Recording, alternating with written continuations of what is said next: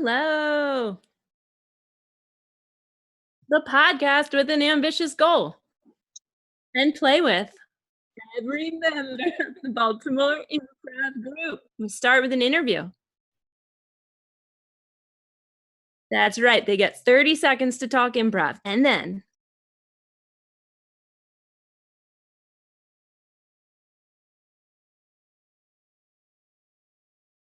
we all leave, but not physically, a little wiser and a little more wonderful. Yeah.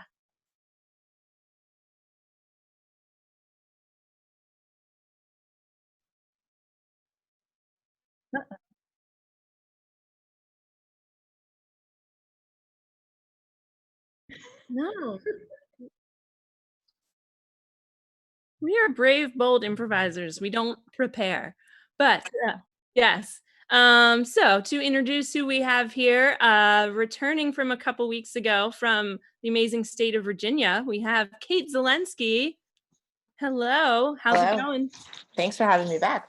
Yes, this is the joys of pandemic. We're reconnecting with all our interstate friends. I don't know what view anyone sees, so I don't know if this is to your right or to your left, but also out of the Baltimore area right now, we have Sheila McMenamin. Sheila. Hello, hello. Again, reconnecting on these virtual times. Let's see, probably circling around. I don't know what order we're going in. Nate Tyson, how are ya? I'm good. Here in my bedroom, sitting on my bed where I do improv now. Yeah, there's a lovely picture over your shoulder. Yes. Did you paint that, or is that a No, that's an Austrian guy. Egon Sheila painted that. I thought so. I thought it was no relation. Guy. No, not that Sheila. Is that James Dean? Is it a picture of James Dean?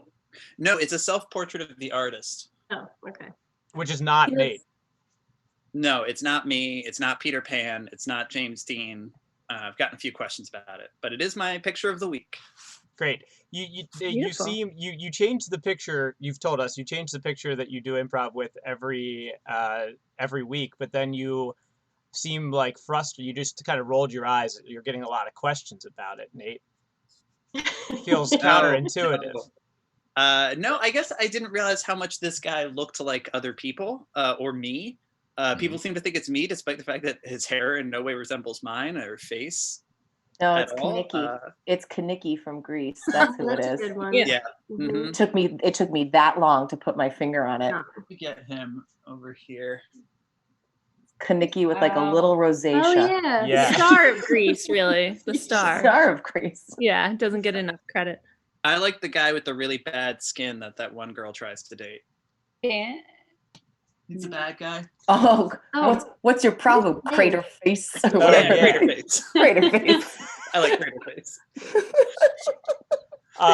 Carrie, I think people can hear me now. Who have we not introduced? We also have joining us again, Kimberly Scarf. I said Kimberly nervously because your name says Kimberly. I wasn't prepared for that. Oh, I'm so sorry. I should have warned you. We talked earlier about how your plant back there, your house plant, is thriving. Mm-hmm. If I keep going on every other week, it might just start coming closer and closer. The leaves. That's a good teaser for us. Keep people watching to see what that plant does. And then Bobby Gross. How's it going? It's going good. Yeah. Right. There's Pringles being snacked on. We talked about. You made it out and ventured back with some good snacks. Yeah. All we can ask for these days, right? Right. Yeah. Things are crazy. Yeah. All right. And then all that leaves is our special guest. It took a pandemic to, make some time in his schedule to get him on here. But the one and only Terry Withers. Hi, Terry. Terry, thanks for being here. Yeah, thanks for having me. Of course. Terry, we're going to get into your 30 seconds of how you got into improv in just a second. But I feel like before we do that, we should talk about the fact that you were an early adopter of improv, I believe it, or improv. I don't know if I'm pronouncing that correctly, but this is not a new form to you. Do you care to talk about that before we hear how you got into improv in general? Yeah, sure.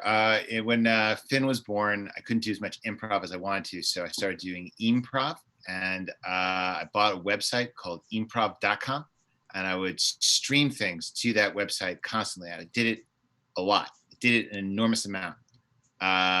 We had lots and lots of shows. We had lots and lots of improvisers, and we fixated on this idea of a button. And it was interesting because we were working on a button on our website at the same time that Obama was working on a button on his healthcare website.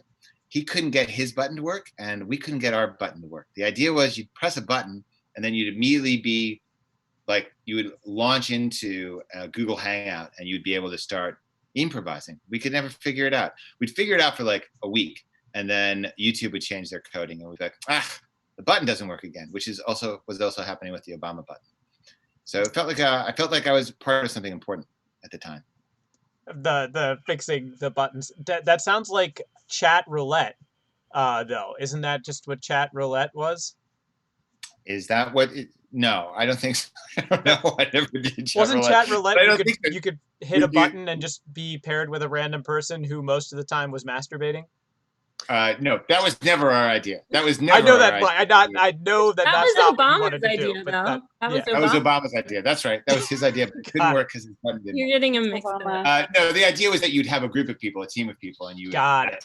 team would start improvising. Not And then so you would be streamed. Okay, so it was like you had it all set up, and you hit a button, and then you would go live. Yeah. Yeah. Okay, got and it. Amy Gorlick was our artistic director, and she did a fantastic job, and she's back at it now, focused on improv. And we had like a bunch of improvisers. We were just doing improv all the time. In fact, this is really difficult for me.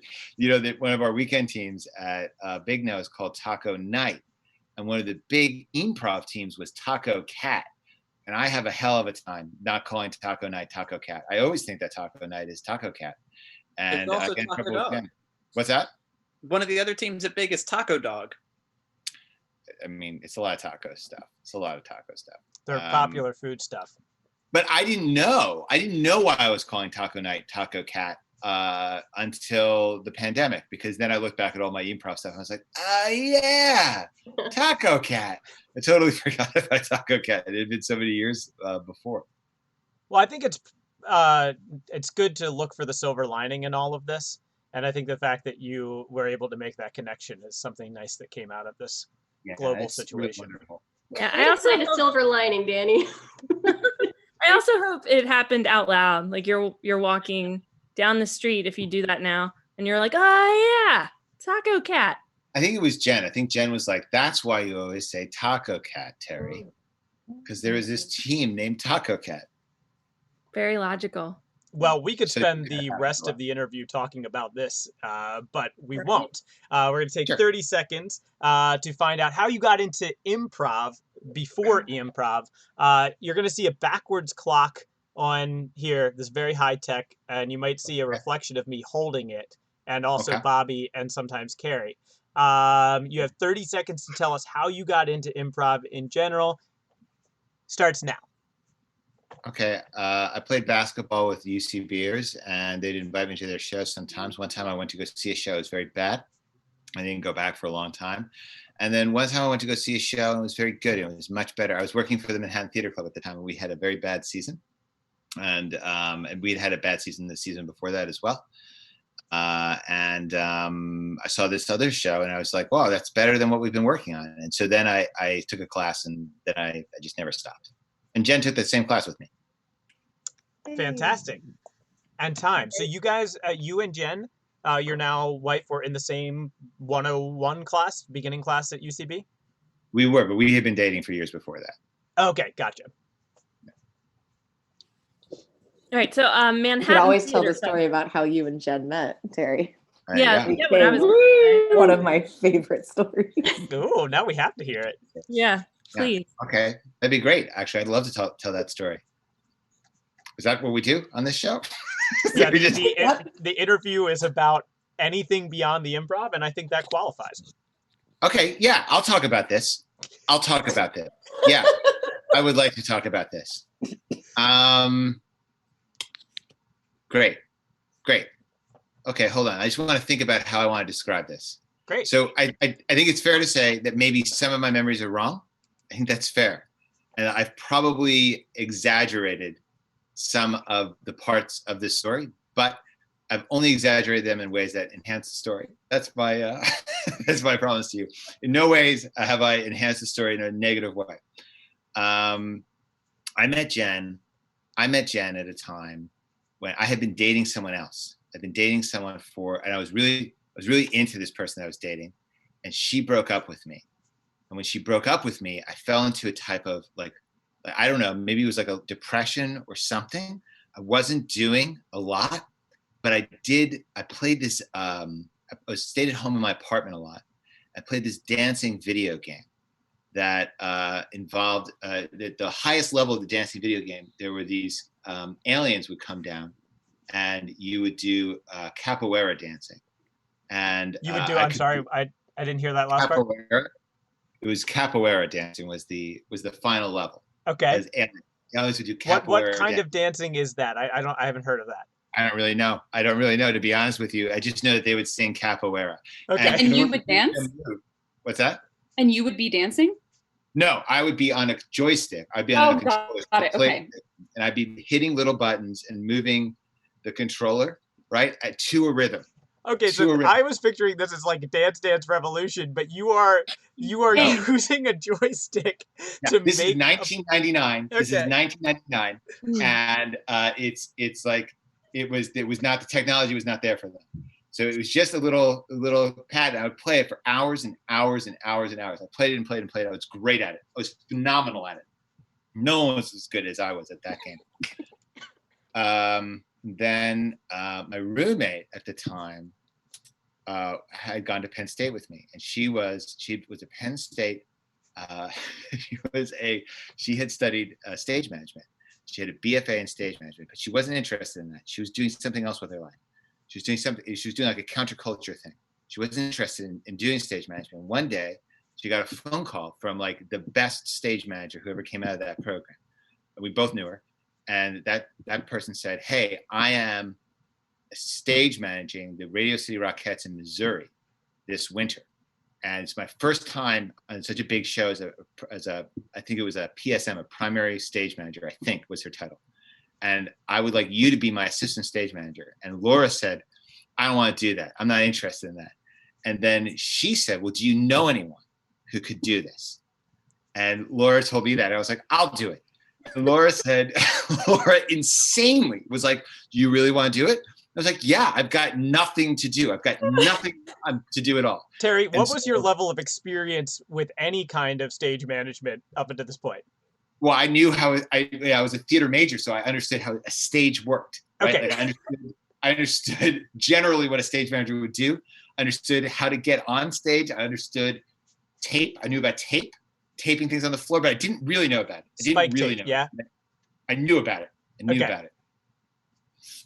So this is great. This is what a dream this is to tell this story. So this work now? How did this work? Okay, so Laura's like, "Oh, okay, yeah. Okay, fine. Yeah, you can be, I'll tell her that you could do this job."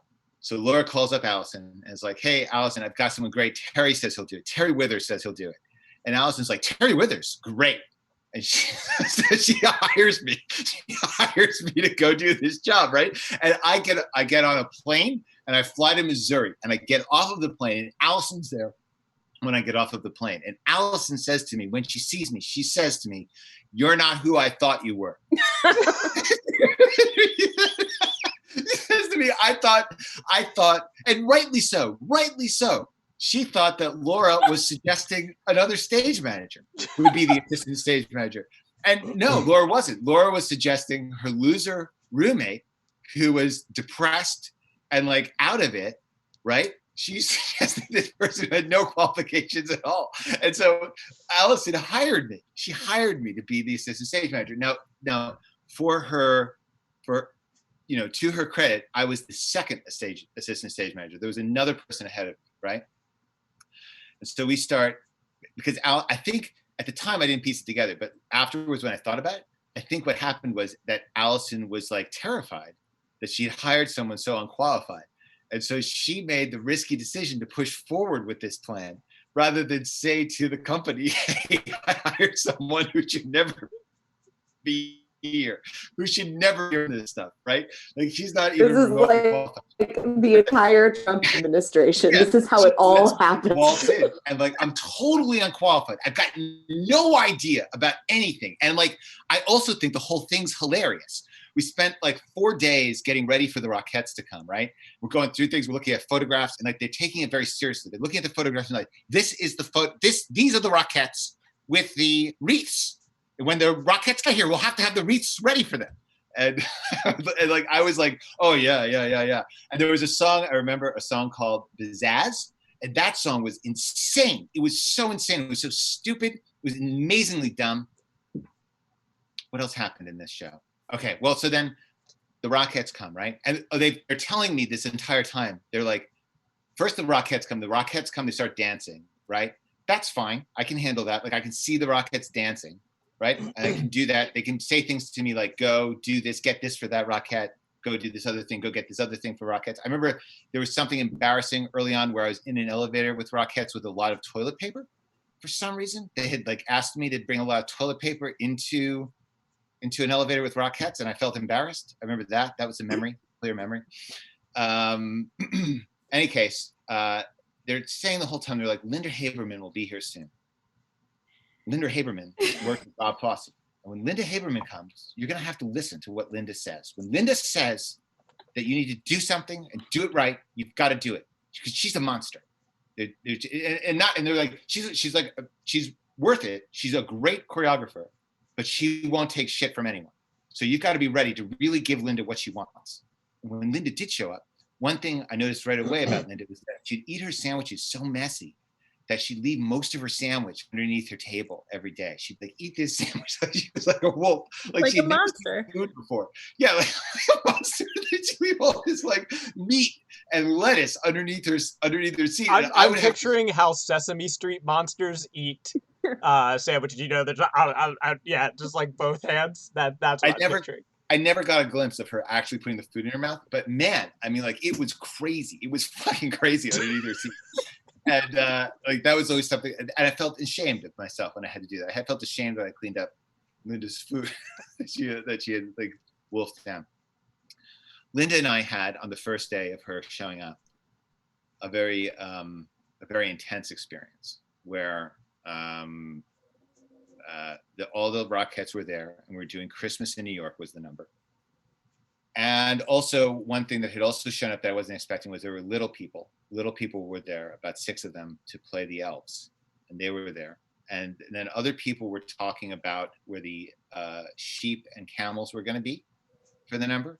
And there was also going to be ice skaters ice skating on animal fat in like downstage center. Like that was all happening. Like they were telling me these things. And they're saying things like, no, this is where the animal fat will be. And I had like taped out all these like circles and boxes the night before on the floor, right? But not well. And they all knew it wasn't good.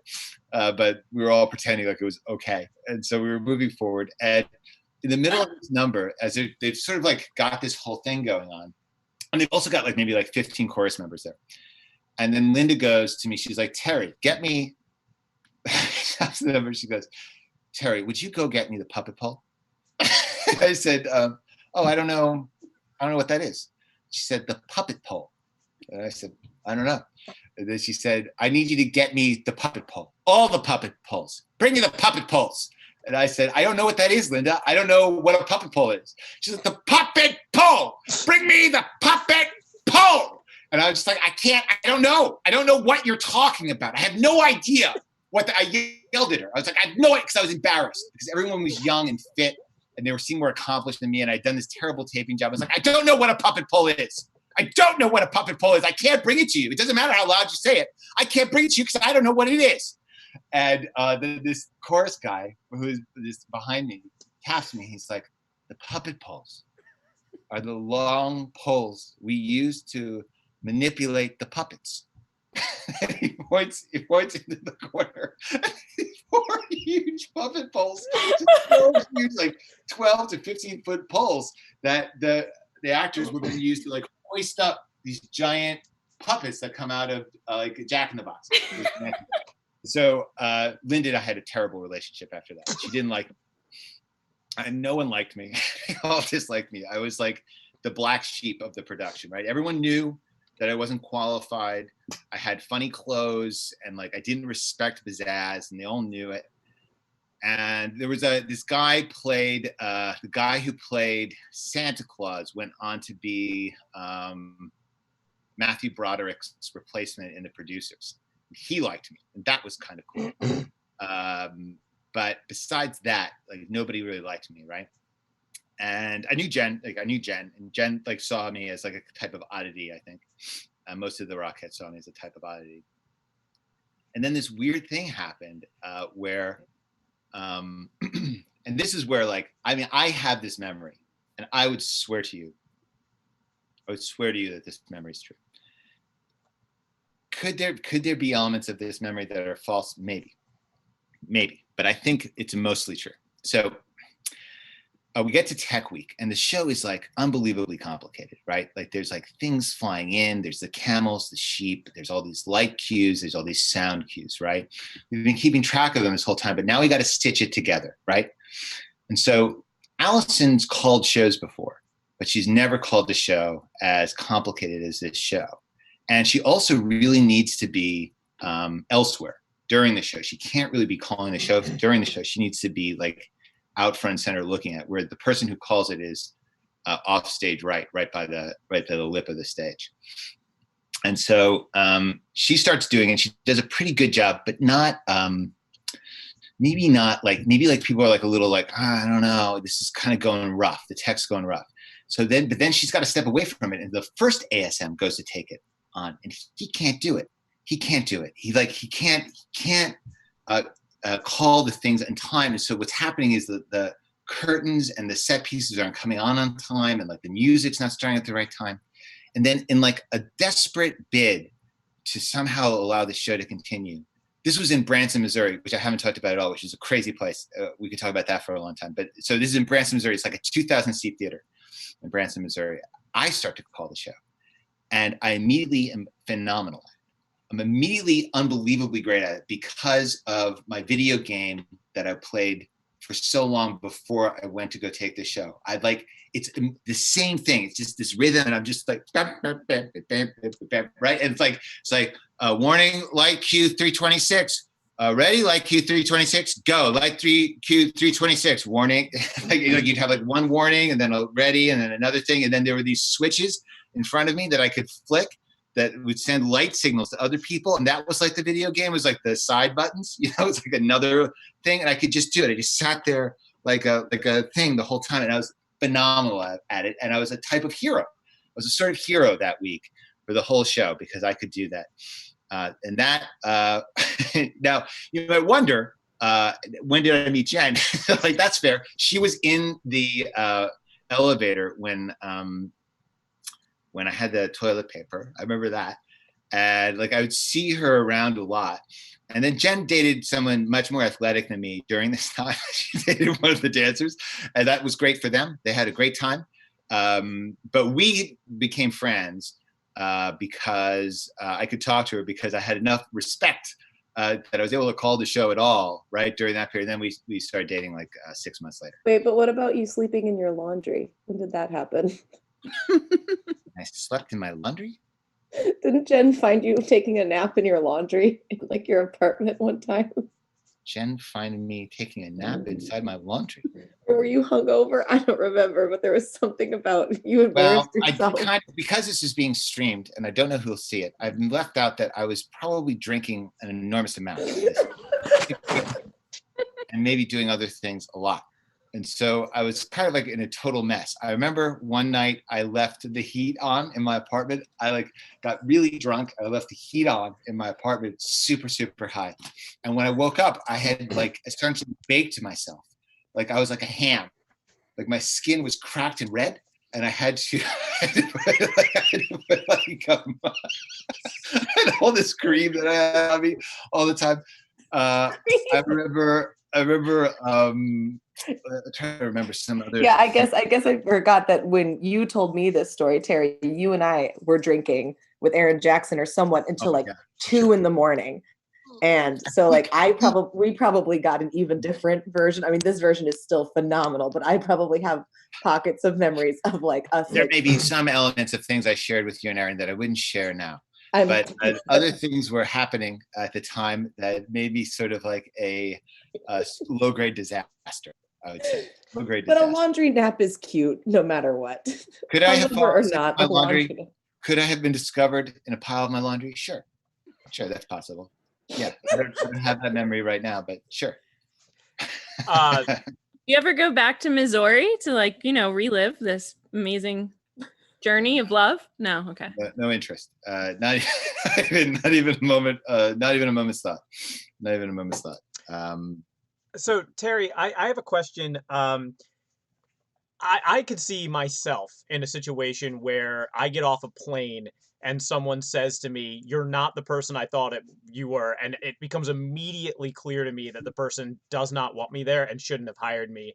I would probably like have a minor panic attack and then leave. Like I'd probably go home. But you stayed and you stayed through and you did the job. Have you like? Has that always like that? That is a fascinating personality trait to me. And has that always been you? Are you always just kind of like a jump in and roll with it person? Because again, I think a lot of people come to improv and study improv to like build that portion of themselves, to be more okay with things, to roll with the punches more. But it sounds like you had that even before you started doing improv. I think that I am. I'm not scared about not knowing something or not being qualified to do something. I'm not scared of that. And I would like to think that at this stage of my life, I don't do what I did then. Then I think I had a full disdain for the entire industry and the entire idea of having a job, so I just didn't care. Like I do agree that Allison she sort of communicated that idea to me when I got off the plane, and my attitude about that was that wasn't very cool. For her to like care, for her to cool care about. Remember, the moral of this story is like Terry's like ability to push through that. He's married to a fucking rockette, which is like a lot of heterosexual guys like dream. Like nobody gets to be married to a fucking rockette, like first of all, you have to be tall, which I guess Terry's got, but like, so like, I mean, he wins life because of like how he jumped into that. But I'm with you, man. I would have been back on the plane. I would have been like, goodbye. What? Guys, no, that's crazy. This was a bad show. This was a very bad show. This show is very bad. It was bad. Does Jen feel the same way about the show? Did she think it was bad? No, Jen doesn't feel that way. No. Well, being a rockette is one of the hardest jobs in musical theater. Like the auditions are like fucking war. So like, yeah, if you're there, you're just like, oh, I'm the shit. They're great dancers. That's no doubt. They're great dancers. What was the song you didn't like? I mean, like there's so many of them. Pizzazz. The one you didn't respect. Pizzazz, yeah. Yes. It's a variation on Pizzazz. It's a variation. And then the theory of the song is that the people listening to the song don't know what Pizzazz is. They're going to tell you. And so what they do is they list things off that are Pizzazz. And then after they list those things off, they announce, that's Pizzazz. Right? Can we have a couple examples of What's Pizzazz? Shimmering snowflakes on your nose. That's Pizzazz. So the list song of things that are like insane, totally insane. The idea that someone would look at that music and then say to themselves, what we need is a horse. Go get an animal, a large one. Get an animal. We'll keep it in a cage in the cold outside of the theater for months. Go get it, and we'll drag it out during Pizzazz, and everyone will love that. And they do. They do love it, but that's insane. That is insane. It's insane. It's an Terry, insane. that's Pizzazz. That's Pizzazz. That's Pizzazz. That's Pizzazz. It was crazy. It was really crazy. Harry, how long was this whole experience, like start to finish? 3 months. Oh, okay, gotcha. Yeah, substantial. It Ooh. left a mark on me. Left a real mark on me. I Clearly, remember there was a guy. What's that? I just said clearly it did. I mean, Yeah. I've heard this story several times. I mean, I've known Terry for like 11 or 12 years, but I've heard this story several times. But the only time I didn't request it was the first time. Like I have request like this is Oh, thanks for asking. I've never had a chance to tell this many people that story before. I forgot that I really liked that story. I was worried about what I was going to talk about. This was a huge wonderful relief. story. Yeah, sorry to kind of make it about that, but it's just Thank a good God, fucking no. story. Yeah. Kate, immediately when you did that, I thought to myself, thank God Kate was on this show to know to ask that question. I had that thought somewhere in there. That was incredible. Well, you know what that is, Danny? That's pizzazz. It's the definition of it. Terry, I do want to cover a couple more things before we get to the improv. Though you mentioned you were a theater major. What made you, even though you were disdainful of the industry, what made you decide to go to? Did that disdain build during your college career, or talk to me about how you got into theater to a point where you studied it in high school to get a degree, or college to get a degree in it? Yeah, interesting. I think first of all, it's fair. I mean, like, I guess maybe the answer to your real question is like, why would I hate the thing I studied? Is I must be some sort of hateful person. I think that is like built in me, and like as I get to know something and understand it better, some part of me must turn on it and start to hate it. So that's probably the real answer. However, I will say, pretending that that's not true about me, then I would say, is the Radio City Rockettes show, is that what we mean by theater? Is that what we mean? Is that theater? I'm not sure. It's something. It's a show. I mean, it was very weird. It was a very strange thing. Very strange. Very strange. Very strange. I can't remember all the things I found so objectionable about it, but it made you feel good, right? Made you feel good for having been there and having seen it. And it did it with a lot of sex appeal, right? But it was wrapped up in the story of Christ and religion. And they tortured animals and used little people as elves. And they told women who were clearly very fit that they were overweight and needed to lose weight. And the person who choreographed the entire thing was a low-grade tyrant and couldn't eat, and also needed someone to clean up after her after she ate. So yeah, those are the reasons ultimately why I chose to hate it. Good, fair point. So yeah, the theater that that is you not wanted to to take be away. doing. Talk to me I don't about want to that. take away. What's that? Can you talk to me about the theater you wanted to be doing? What got you to study that? Who can even remember? I mean, I think like I went through a transition at some point with theater where I realized that what I was doing in New York had nothing to do with what I had liked about theater in high school. And then I traced it back and I was kind of like, I don't think I even liked it in college. Not really. I liked certain projects I did, but the overall experience I didn't like. And I didn't like, there were, again, in like after I graduated and I was in New York, there were projects that I liked, but largely I didn't like the people I met. Largely I didn't like the priorities those people had or that they wanted me to have. And I remember like a couple years in, I had headshots for soap operas. And I hated soap operas. I hated them, but I had paid money for specific photographs of myself that I could use to try and get onto something that I would hate if I got it, right? And then also like, and on top of that, I also was like pretending that I believed that I could go and audition for someone and that they could be like, I really like that guy. That guy is the guy I need for my show. I need him for my show. I like that guy. But then after that was over, they wouldn't be able to remember me unless they had a photograph of my face. But they would need that photograph. They would want me. They would want to hire me, but they couldn't have done it without that photo, right? Can you imagine how crazy just the premise of that is? Like think about like the Joint Chief of Staffs. There's no photograph of that person. That person didn't have to give people a photograph, right? But they'll be like, this is a very important play. You need a photograph of yourself. You absolutely require it. Otherwise, you could not be in this play. I hated the whole thing. So I like the idea of creating things. And I like the idea of being with people who were fun and open and collaborative. And I think I found that in improv. I think that's why I like improv so much, right? I think that's what I like about improv environments and what I like about improv theaters is the energy of the people around it. That's my answer. That's a great answer. I'd probably like baking if baking was like that. You know, probably like the Radio City Rockettes stage management job. If the Radio City Rockettes stage management job was like that, probably like that. Those are my answers.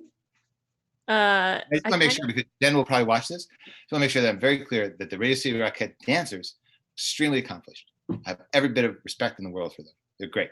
They're great. We do have a lot of Rockettes who watch, so that's good. Yeah. You have a lot? It'll probably be highly trafficked. The official podcast of any Rockettes. Sure. We're getting a lack of sponsorship after this, though. Well, is true.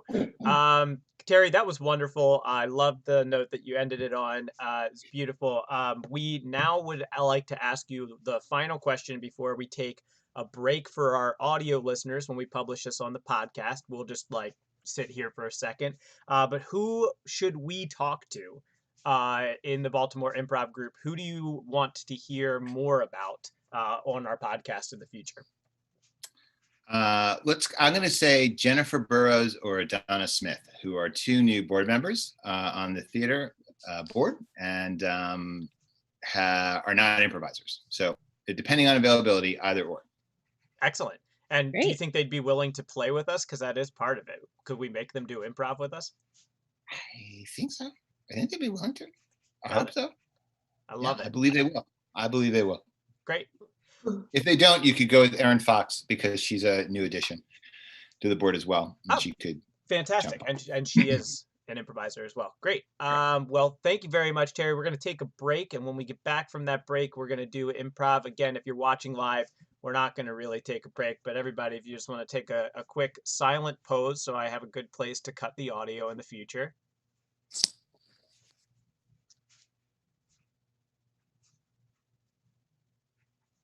And we're back.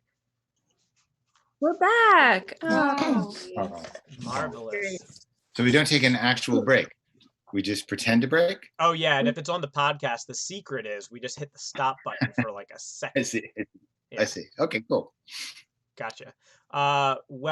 This is usually the part where we ask just briefly if anything resonated with our improviser pals. We've introduced them here, but has anybody want to quickly tell us about a job they got that they weren't qualified for? Anybody share that experience? Yeah, I have one. you go for it. I once worked at a place called 31 Flavors, or not 31. I think it was 29 or something like that. Is this just a Baskin Robbins ripoff? Yeah. And they wanted everybody to be like super cheerful. This was in college, super cheerful, super like happy, blah, blah.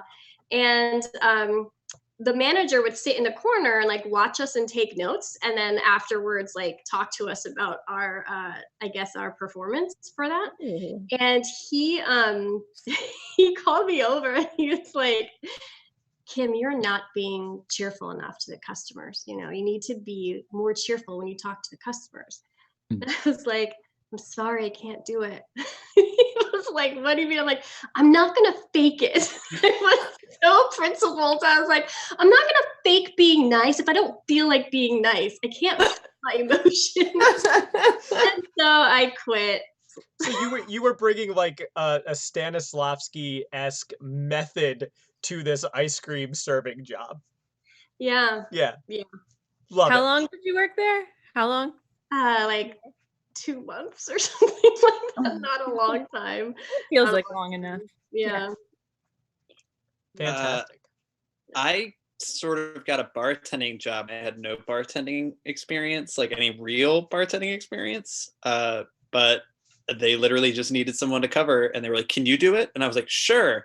And all the regulars were really, really pissed at me the first night because I was an idiot and didn't know where anything was, or like I was trying to clean the bar down and sprayed it in someone's food, like the cleaner. She literally is like looking down at her food and looking up at me, and I'm like, hey, anyway, how you? Oh, like, just realized I'd done that. So I eventually got better at it and became a regular bartender, but I was severely underqualified when I first started working behind the bar. You'd be a good bartender in that you're a good conversationalist. I feel like that's 80%. I get drained really easily. Apparently, I was a grouchy bartender. Should have joined Kim. Yep. We start our own company. Not enough cheer. What would you say the first night if someone said to you, make me a Manhattan? I would have been like, okay, cool. And if my manager had been around, I would have asked them instead of looking it up on my phone. But otherwise, I would have looked it up on my phone and spent about 10 minutes trying to do it and then not done it right, probably. Wow. I like the idea of you being like, how do you like your Manhattan? Just trying to puzzle out what a Manhattan is. Colin. Walk me through a night of you at your house making your own Manhattan. Do it slow. Yeah, you want to do it over here? Do you want to try? Guys, I think we're in the improv already. You've already started. Sorry. So no, Terry I can't love help it. Let's himself. do it. Let's hop right into it. It's going to be what some people call a swarm, some people call a montage. You can do whatever you want. If you want a scene to be over, then you say Scene. if you want to cut to a different area or different part of the universe in the current scene, you would say We cut to. exactly. If you want to scene paint a scene at the beginning of it or whenever, you would say We see here pizzazz. exactly. And the improv starts Now. Nate, thank you so much for coming in. You've been my assistant for a while now, and I've had block about production of this show. What I need from you is to take the pile of toys that my son has built in the corner of my office. I want you to put those toys in the waste paper bin basket, and I need you to just throw them into the middle of the floor. Whatever comes out, I want to put that in my show. Okay. So you want me to just put all of the toys here in this basket? Yes, yeah. All right. I've collected superheroes. I've collected farm animals. I've collected zoo animals. I've collected Legos. I've collected biblical figurines. Whatever's in there, let's do it. Okay. Yeah. I can't seem to find There's theme. also like a bunch of like Esquires and various magazines with bad body image issues. And nope. All right. You've got to trust the creative process. I've been blocked for too long. Just throw it out there, and we are gonna find a way to put it on stage. All right. I guess I'm going to trust the process here. Yep. There we go. All right. Oh, good. All right, Matthew McConaughey. Why do you have an action figure of Matthew McConaughey? Now, he looks like my little son's father. And, well, okay. You know, I went through a bad divorce 2 years ago, and I was in Target, and I saw this figurine of Matthew McConaughey, and I said, I need that for you.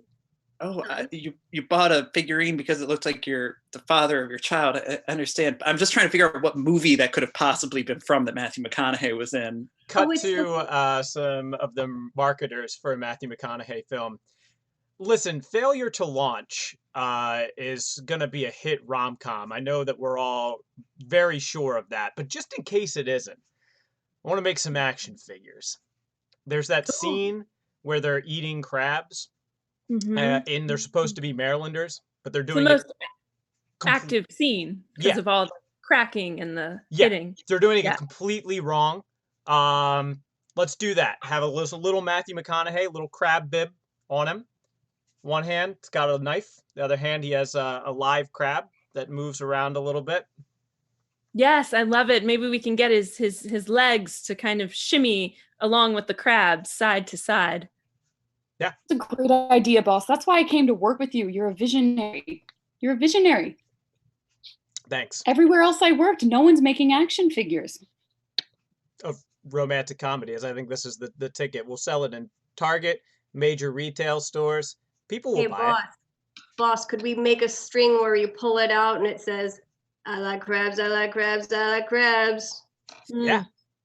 I'll get that on the desk of the toy makers right away. Now, I believe the other person in this, we're still in casting, but I believe it's Sarah Jessica Parker is the other SJP. the lead. Possible. Yeah, it's possible that it'll be SJP. Yeah. Yes, I don't know. Do we have a picture of everyone's face that we're putting in this film?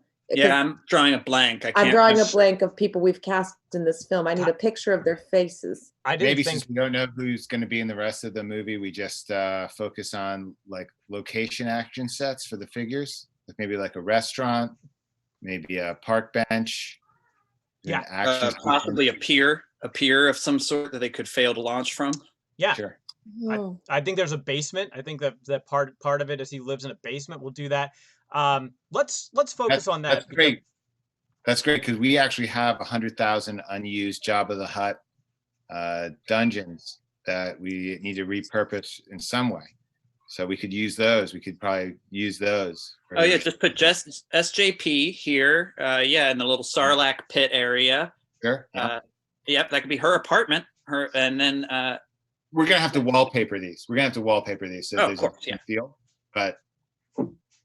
So you know the in Jabba the Hutt's house, you know the Rancor, that terrible beast with the claws, the dripping drool. I mean, Sure. we could talk to casting. I don't know who they have in mind for the plucky best friend, but I think at this point, art could inform art. You know, this could just be a cycle. I think that failure to launch could be a lot better. What if the whole movie? What if we go farther with this? What if? Because we're saying that's Jabba the Hutt's home, and maybe Matthew McConaughey's Jabba the Hutt's son. I love it. Wow. I mean, the film's already been written, but I mean, I think we can get changes in there, right? I don't see why not. Okay. All right, cut back. So I also have a bunch of Sarah Jessica Parker action figures laid out here, it looks like. And Jabba the Hutt, This is going to be the greatest show anyone has ever seen. So far, it's pretty failure to launch oriented, but Could you hold that elevator? Please hold. Can you hold the elevator? Yeah. Got it. Thank you. 12, please, 12. Got a wipe? Sorry, what? Jeff, I was just making a joke because she's got a lot of toilet paper. Going to the bathroom? Oh God. Well, this is a fucking living nightmare. I thought that I'd buried the toilet paper in my grocery bag at the bottom, but you are obviously taller than me. And now you can see how much that I have a 6-pack of toilet paper in here. Wow. You must really have to go to the bathroom. Yeah. Oh God. This is my nightmare. Jerry, Okay. What do you If you have to know, yes. All of my bathroom trips involve diarrhea. Everyone. I can't pee without also having diarrhea. Mm-hmm. There's all my bowel movements are diarrhea. Mm-hmm.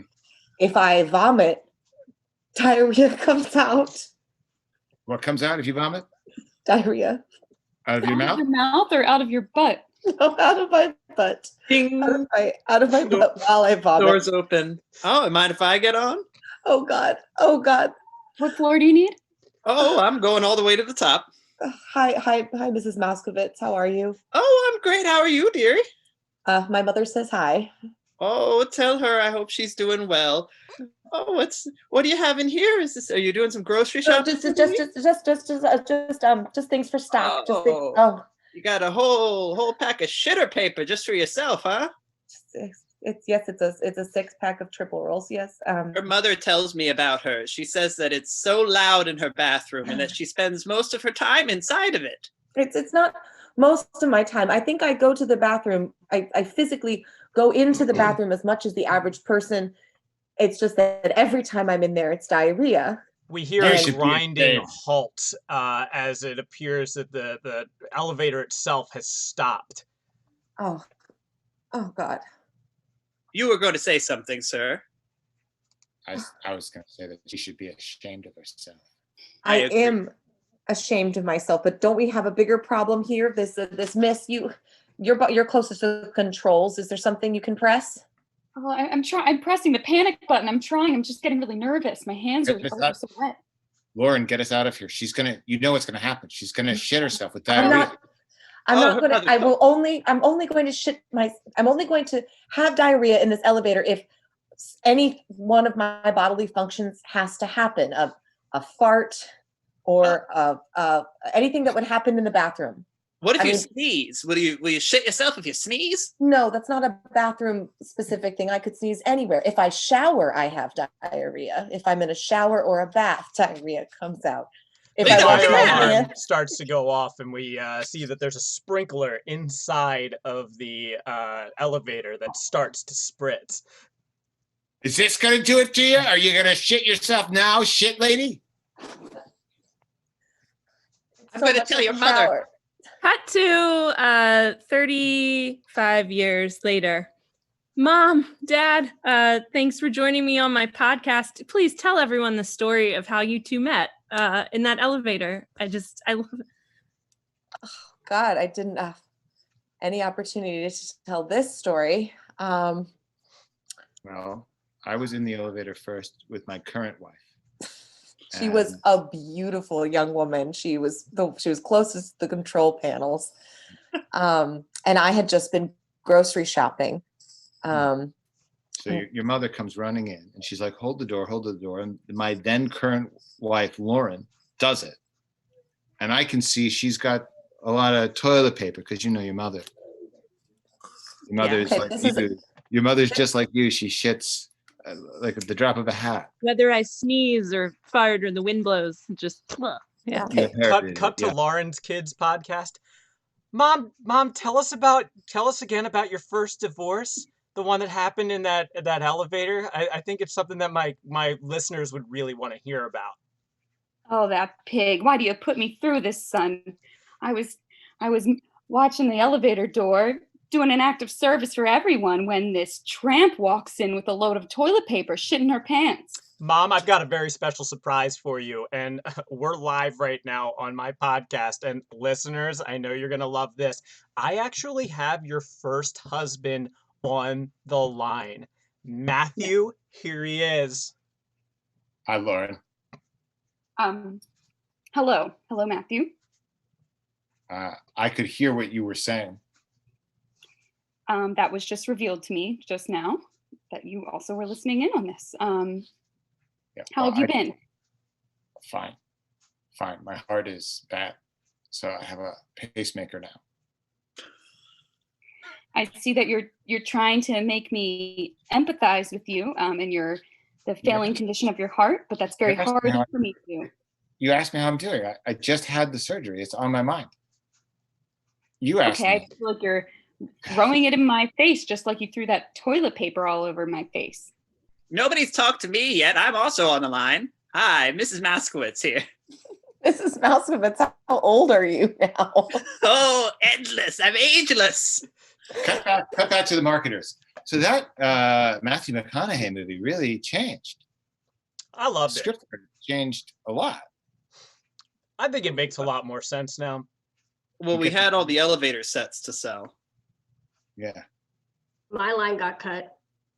I like crabs. I didn't see that in the movie. It's a fair point. Gotta go. Scene. Oh, I like crabs. Guys, someone has to say it. Who doesn't respect pizzazz? I'm sorry, but who is it? Somebody in this room doesn't respect pizzazz. I can feel it. I very much respect pizzazz. I mean, just the other day, a little mouse ran across my path, and I didn't even like shock or anything like that. I just said, "That's pizzazz." No, that's pizzazz. That is pizzazz. But everybody, I respect pizzazz so much. I mean, anyone who would accuse me of not respecting pizzazz, well, That's not pizzazz. Of course, Okay. yeah. Never. Of course. Of course. Something does feel off, though. Am I right? Am I It wrong? does. No, it feel does. off today. I'll say I think we all understand and love and respect pizzazz. I'm not sure that this room right now is pizzazz though. I'd agree. I think like previously, like it just feels like the energy, like we were dead in the middle of pizzazz, and I feel like we're just like a little bit to the left of it right now. We're a little bit left of pizzazz. Can we all give an example of pizzazz just so that we know what we're talking about here? Even that's a great idea, just to make sure we're all on the same page. So we already have a little mouse runs across your path, but that's pizzazz. That's pizzazz. Sheila, do you have a pizzazz? When the Tupperware makes that little burp noise when you close it. That's pizzazz. That's pizzazz. Carrie, you wanna give one? Oh, of course. I live, eat, and breathe pizzazz. Yeah, for me, it's when you go to open your window, but it's tough because you haven't opened it in a while because you're not making a lot of money in the theater world, right? So it's hard to open, and you kind of like your hands thud up against it, and you kind of hit, and you go, ugh! But then it's like, boom, that's pizzazz. That's pizzazz. You got there right at the end. Yeah. You did. That's a journey. Yes, well, that's pizzazz as well. Kim, do you have a pizzazz? Yeah, of course. It's when a drop of rain hits you right in the eye and then drops into your eyeball. It's pizzazz. That's close, I think, at the very least. Feels like it's more of an irritant at that point than it is pizzazz, but what do I know? What do I know, right? I just want to say, to me, it feels like we spend a lot of time as nurses at this old age home talking about pizzazz, and I don't understand it. We lost a lot of people last week, and some of it was just through not following sequential instructions. We weren't doing things in the right order, and that resulted in people dying. And I don't get it. I know that I'm like the black sheep here, but I don't get it. Well, Okay. I think we know why the room doesn't feel like pizzazz. Yeah, I think we nailed it. Figured it out. That's right. That's not pizzazz. No, not pizzazz at all. Maybe- Bobby, give us that example of pizzazz that you text messaged me about the other day. Pizzazz is waking up on a Tuesday morning, drinking a nice glass of whole milk, and then walking the streets. What the fuck does that mean? What the fuck does that mean? It's That is pizzazz. Pizzazz. What does it mean to you? That's pizzazz. What does that mean? Just that you like it? You like to drink milk on Tuesdays? Do you like it? He Is that likes what it is? pizzazz. What's that? He likes it because he likes pizzazz, and it's pizzazz. No, It is pizzazz. No. Right. I'm sorry. He likes pizzazz, and that was pizzazz, so he likes it. no. If pizzazz is a descriptive word like fast, right? It's like a descriptive word like fast. That's fast. Would you agree? Something is pizzazz or is not? Pizzazz isn't necessarily fast. How fast do you think that Nope. raindrop was going into Kim's eye? Yeah, That's It not was what I'm saying. normal rain No, speed. Am I right, Kim? Yeah. Fast and they're slow, but there's not pizzazz and something else. It's just pizzazz. You just said that what I said was not pizzazz. You just said that what I said was not pizzazz. You all said it. I just said a thing and you said that's not pizzazz. Terry, Well, pizzazz is a thing that our language as a construct can't even fully envelop. But what I can tell you is definitely not pizzazz. Intubating an 80-year-old woman in her final moments. Well, Not that's our job. pizzazz. That's our job, guys. Not That's our job. And pizzazz. Ruth did not need to die last night. Ruth did not need to die. And the fact that we did not intubate and that two of you were recreating scenes from Easter Parade, I think is inexcusable. Inexcusable. Wait a minute. 3 of us were recreating scenes from Easter Parade in the cafeteria. Were there 2 more of you recreating scenes from Easter Parade somewhere else in the home? Sheila did no way. That- Oh, So 5 of us were doing Easter Parade And we didn't scenes even at the know. same We didn't even That's know. pizzazz. That's pizzazz That's right there. pizzazz. That's pizzazz. Wait a minute. Pizzazz. Wait a minute. Where was I when this was happening? Jesus Christ. It was a Oh, Tuesday. You're probably drinking your milk. Yeah, you were walking the streets full of Walking- milk. Not pizzazz. We didn't mean to exclude you. We just it happened impromptu.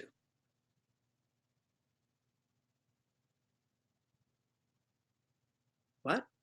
What? What? Not pizzazz. That hurts. That hurts.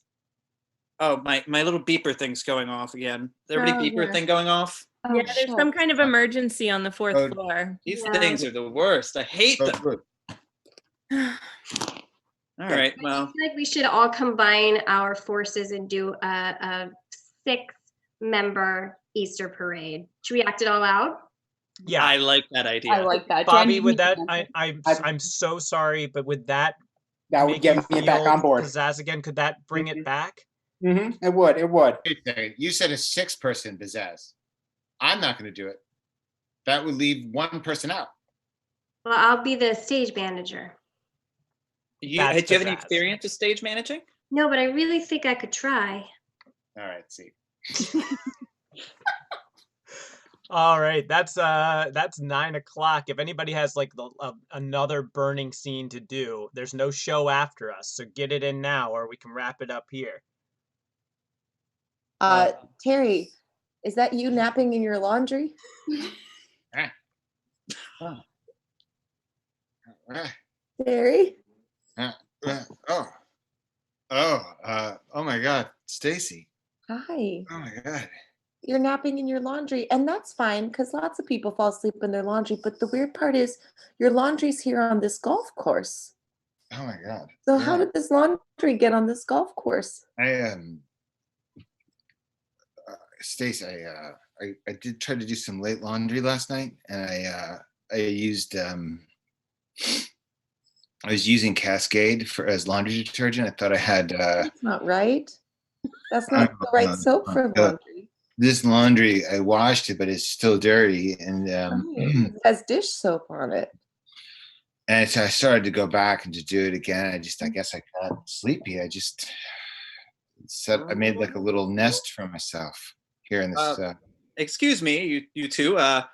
My friends and I are trying to play through. Are you all? I see you here. You're here at the whole of the 8th. Sorry. Let me get my stuff. See this jerk? I try to. Jesus Christ, society. Am I right?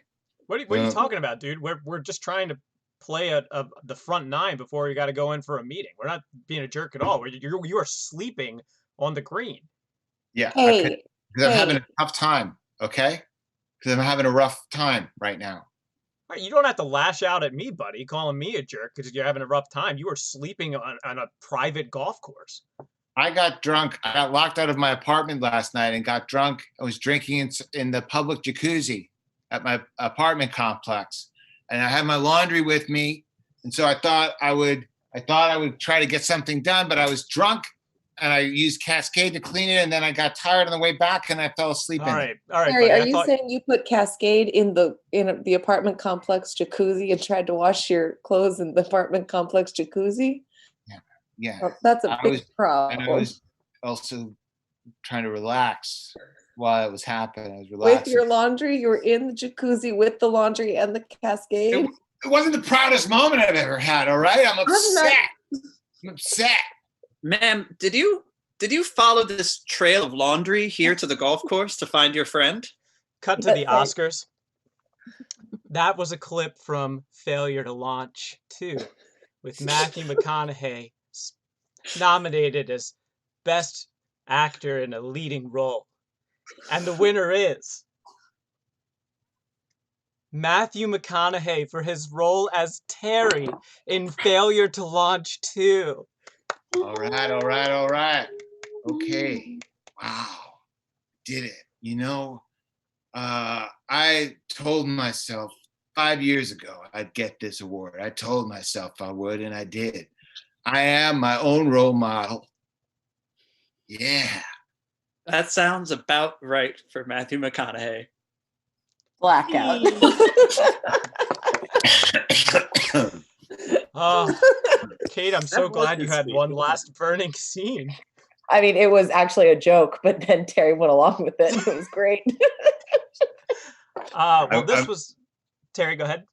No, I'm so curious to know when I told you about sleeping in my laundry. I want to know what I did. I'm gonna ask Aaron Jackson if he remembers. I have maybe some ideas of what I meant. Oh, Kim disappeared. Oh, So come I on, guess Kim. she didn't have any plugs. But we're gonna move into plugs. Aaron Jackson has come up a couple times, and Kate, let's plug him. I believe I saw on your Instagram that he just Oh my gosh! wrote a Yeah. novel. Hold on. Hold on. Oh yeah, that's right. I got a sample of it on my Kindle. I haven't started reading it yet, but it's ready to go. Ooh. Oh. Ooh, Beautiful cover. that's Aaron beautiful. Jackson, almost as long as I've known him, has been working on his novel, and here it is, The Astonishing Life of August March by Aaron Jackson. Aaron encourages you to shop indie, but I ordered mine, and I know that there's more important things that people are ordering, but it's fantastic. I've started it. So yeah, Aaron Jackson wrote a novel called The Astonishing Life of August March. Oh, hell yeah. Gotta be amazing. Gotta be amazing. It is amazing. And I don't It think that is. we've mentioned it, but this is a troop mate of both Terry and Kate in Fuck That Shit. Yes? Yes. Yeah. Great. So that's a the plug. one with the long hair. With the long hair. This one. Does anybody else have any plugs? Anything that's going on during this time that they want to share and get out there? Well, I'll mention Kate's workshop that's coming up this Saturday. It's hard for me to believe that many people watching this don't already know about it, but Kate's going to be doing a workshop called Improv Eyes when she watches a kind of quote unquote famous online improv set. And we'll get a chance to hear what she's thinking as we all watch that set. So it's like watching a great set through the eyes of a great improviser. I'm excited about that. I really am excited about that. I'll give a teaser too that no one knows.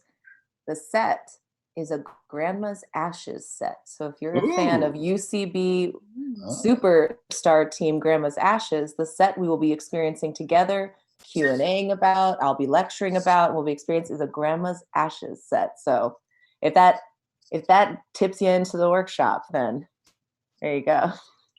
Fantastic. It's gonna be fun. Nice. Great plug. I'll plug my troupe Old City that is performing throughout the COVID era, quarantine era, Fridays at 8 on the big live stream, same place you're watching this. We perform at 8, and then there's the face-off brawl at 9. Justin Eifert, and features 2 teams every week who you otherwise wouldn't get to see because we don't have the theater open right now. So it's a really great way to spend your Friday nights. Yeah. And then Saturdays we got taco night at 8. Taco Cat? Improv. Taco Cat. Taco Cat? No, guys, it's taco night. It's taco night. You're pronouncing it really Sorry, weird. controversy around this. What's up? You're pronouncing it really weird. Oh my god. Every time. That's Saturday when? I think at 8. Get the sponsor in there. Sour cream and onion only Pringles. Mm-hmm. How I live. I'll go ahead and move to our next plug. Carrie and Nate and Sheila and I are all streaming live D&D. It's called Just Roll With It on Monday nights. There are 4 episodes. You can watch 1 and 4 because I haven't posted 2 and 3 yet. But we're going to be streaming on Monday nights moving forward. Carrie and Sheila are new to D&D. This is their first time ever playing. They're doing a great job. And then Nate is a little bit more of a seasoned veteran, but it's a lot of fun. It's very goofy. You can join us there and watch some Dungeons and Dragons. What are you guys playing? What classes are you? I'm a bard. I'm a monk. I'm a druid. The least surprising choice of all time is Sheila being a druid. Oh, that does make sense. So Sheila's a druid, Carrie's a monk, and you're a bard? I'm a bard, yeah. What level? They're currently level 1. They're almost level 2 though. That's kind of like Kate's big reveal of Grandma's Ashes. They don't know this, but they're gonna be level 2 soon. So if that tips the scales and makes you watch on Monday night, they'll be level 2 soon. I don't even know what the levels mean, but I'm excited. I'd love to get a Venn diagram of the people who are excited, both by the fact that those guys are almost at level 2, and that Kate's watch an improv show with me workshop is going to be a grandma's ashes set. I And haven't put how into a lot does of Aaron's novel fit into that Venn diagram? All of these answers will never be given. Fair enough. All right. Any other plugs before we wrap it up for tonight? All right. Well, then, thank you. Thank you for taking your time getting biggie with it with us tonight. Everything you want to know about Big, like how to take our classes and workshops, which are now all online, or how to hire us for online training and events, you can find at bigimprov.org. Yes, and don't bother swinging by the theater at 1727 North Charles Street just yet, unless you want to just make sure it's cool. But, we won't be there. But like Danny said, check us out at Big Improv live stream and bigimprov.org. And, or I can't remember the outro, to get to know more real people who love making things up on stage. And on the internet. Bye, Yes. everyone. Stay home. Bye-bye. Wash your hands. Bye.